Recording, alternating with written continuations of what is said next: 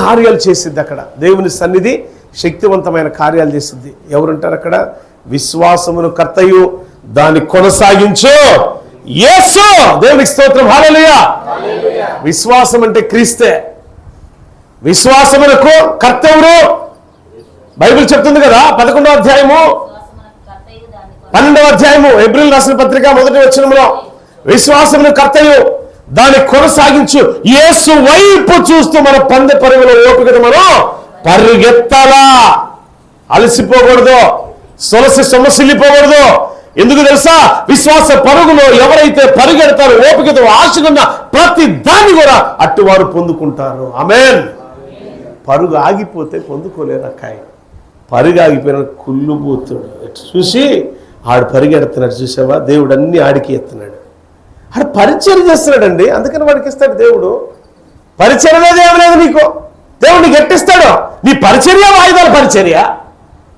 మీరు ఎంతమంది ఎన్నిసార్లు వాయిదాలు వేశారు? మందిర పరిచర్య విషయంలో కానీ ఇంకేదైనా సరే ఎన్ని వాయిదాలు వేసి ఉంటారు? దయచేసి వేయకండి. ఇది ఇంపార్టెంట్ అని ఎప్పుడైతే అనుకుంటారో మీ ఆశ దేవుడు నెరవేరుస్తాడు. రాసి పెట్టుకోండి, ఈరోజు మీ ఆశ దేవుడు నెరవేరుస్తాడు. మళ్ళీ చెప్తున్నా, దేవుడు మీ ఆశ నెరవేరుస్తాడు. ఎప్పుడో తెలుసా? వాయిదా మన దగ్గర లేకపోతే, దొంగతనం మన దగ్గర లేకపోతే, దోపిడి సామ్రాజ్యం మనలో లేకపోతే,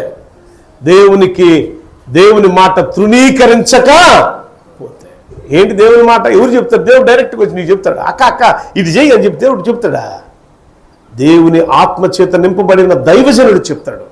అది దేవుని మాటగా నువ్వు స్వీకరించాలి, ఇష్టపడాలి. దేవుని మాట అని నమ్మాలి. నమ్మితే నీ ఆశలన్నీ, నీ కోరికలన్నీ నెరవేర్చబడతాయి. అందుకే చెప్తున్నా, అమర్యావలే విశ్వాస జీవితంలో మనం దేవునికి సమీపంగా ఉండాలి.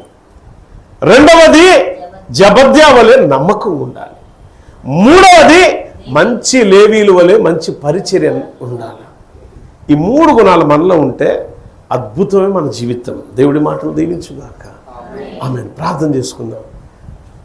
నేను చెప్పా, ప్రార్థన చేసేటప్పుడు విశ్వాసులు అనబడే గుంపు కాదు, అంటే వేషధారుల గుంపు కాదు. విశ్వాసులు, విశ్వాసంతో కూడుకున్న క్రియలు కలిగిన గుంపులో, సమూహములో నన్నుంచు ప్రభువా, ఓ అమర్యా వలే, ఓ జబద్యా వలే, ఓ పరిచారకుల వలే నన్ను స్థిరపరచు ప్రభు నీలో అని ప్రార్థన చేద్దాం. మహాపరిశుద్ధుడా, మహోన్నతుడా, నీకు స్తోత్రాలు. చెప్పబడిన వాక్యం ప్రతి బిడ్డ హృదయములో ఫలింపచేయండి. వేషధారణ కలిగిన జీవితములో నుంచి నిజమైన ఆత్మీయ జీవితంలోకి నీ బిడ్డలు నడిపించండి. మా సహాయకుడా నీకు